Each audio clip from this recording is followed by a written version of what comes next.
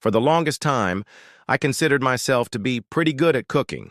After all, I learned how to make sauces from scratch in my teens and can whip up a weeknight meal after a long day with ease. But then, I married into an Italian family. And let me tell you, it's like attending culinary boot camp every Sunday night. It's not only a high-pressure environment, but there is no room for takeout or delivery. The expectations are high, and the standards are even higher.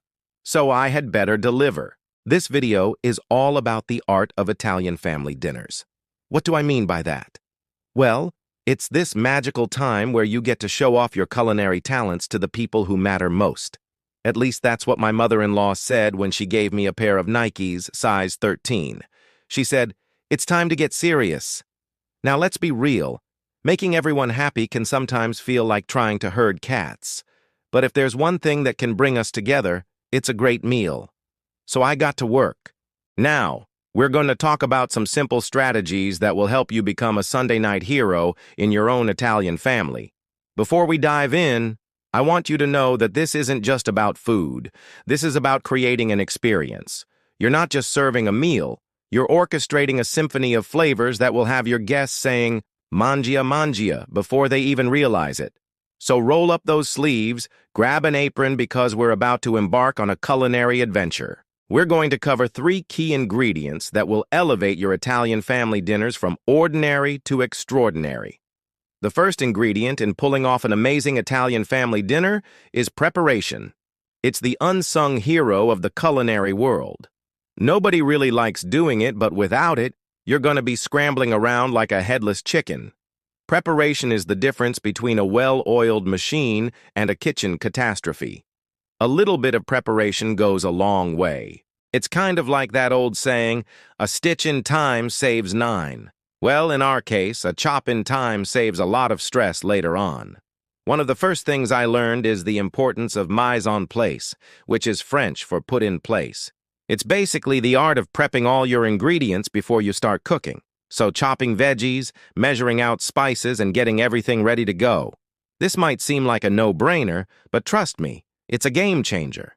When everything is prepped and ready to go, cooking becomes more of a choreography rather than a chaotic free-for-all. It's like having a secret weapon that gives you the confidence to tackle any recipe. And let me tell you, it has saved me from many a kitchen disaster. There's nothing worse than being in the middle of a recipe and realizing you forgot to chop something, or worse, you're missing an ingredient. But with proper preparation, you avoid those disasters and you become the kitchen hero instead of the zero. Plus, it shows your guests that you care enough to put in the extra effort. And hey, who doesn't appreciate that? Another pro tip is to cook what you can ahead of time. Many Italian dishes can be made in advance, so take advantage of that. Things like sauces, soups, and stews tend to taste even better the next day. So why not get a head start on those Sunday night flavors? By preparing some elements ahead of time, you'll not only impress your guests, but you'll also have more time to enjoy the company. After all, the goal is to create an experience, not just serve a meal. Now let's talk about the second ingredient: recipes. Knowing the right recipes is like having a treasure map that leads you to culinary riches. Now, choosing recipes is a balancing act. You want to pick dishes that are impressive, but also manageable.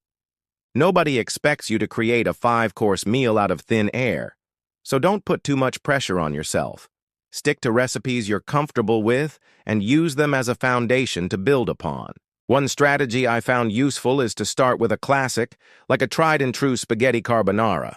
Once you've mastered the basics, then add your own personal touch. Maybe you toss in some pancetta or add a sprinkle of truffle oil. These small touches will make the dish feel special without adding too much complexity. Another tip is to consider the preferences of your guests. Are there any dietary restrictions or allergies? It doesn't mean you have to completely overhaul your menu, but maybe offer a side salad or a simple fruit salad for those who prefer lighter options. The key is to strike a balance between honoring tradition and being mindful of everyone's needs. It's like Goldilocks and the Three Bears, but with pasta instead of porridge. You want it to be just right. All right, now let's talk about the third ingredient: presentation. Presentation is the X factor that can turn your meal from ordinary to extraordinary. It's the finishing touch that leaves a lasting impression on your guests. Now, plating your dishes beautifully does not require you to be a master chef or have a culinary degree. It's more about paying attention to detail and adding those little touches that make the meal feel special. One easy way to elevate your presentation is to use high-quality ingredients. It's amazing what a difference fresh parsley or a squeeze of lemon juice can make. It adds a burst of flavor and freshness that takes the dish to a whole new level. It's like the cherry on top, but better because, well, it's not a cherry. Trust me, your guests will notice and appreciate the effort. Another tip is to think about color. We are visual creatures, and we eat with our eyes first. So try to incorporate ingredients that add pops of color to your plate. A sprinkle of colorful Italian herbs like oregano and basil can make your dish feel more vibrant and appetizing. It's like adding a splash of color to a black and white photo.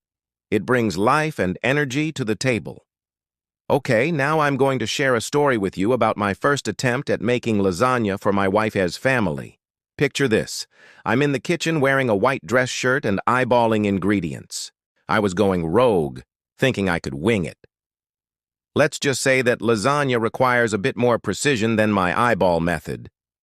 Needless to say, my first attempt wasn't exactly a masterpiece.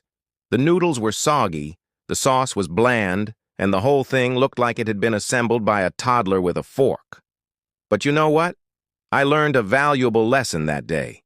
Stick to the recipe, my friend. Don't try to reinvent the wheel on your first go. Master the basics before you start experimenting. And always, always, always, read the recipe thoroughly before you start. I'm telling you, it will save you from a world of hurt. Also, don't be afraid to ask for help. We all start somewhere and nobody expects you to be a master chef right off the bat. So ask questions, learn from others, and most importantly, have fun. Cooking should be enjoyable, not stressful. So put on some music, pour yourself a glass of wine, and enjoy the process. After all, you're creating a meal that people will be talking about for weeks. And hey, if your first attempt isn't picture perfect, don't worry. Just laugh it off and try again. The beauty of cooking is that there's always room for improvement. So keep trying, keep learning, and most importantly, keep enjoying the journey. Remember, it's not about being perfect. It's about sharing a meal with the ones you love. Well, that's a wrap, folks. If you enjoyed this video, please give it a thumbs up and subscribe for more entertaining and informative content. And hey, if you have any funny stories of your own about cooking disasters or family feasts, share them in the comments below. Who knows? Your story might just make someone else's day. Until next time, happy cooking and bon appetit.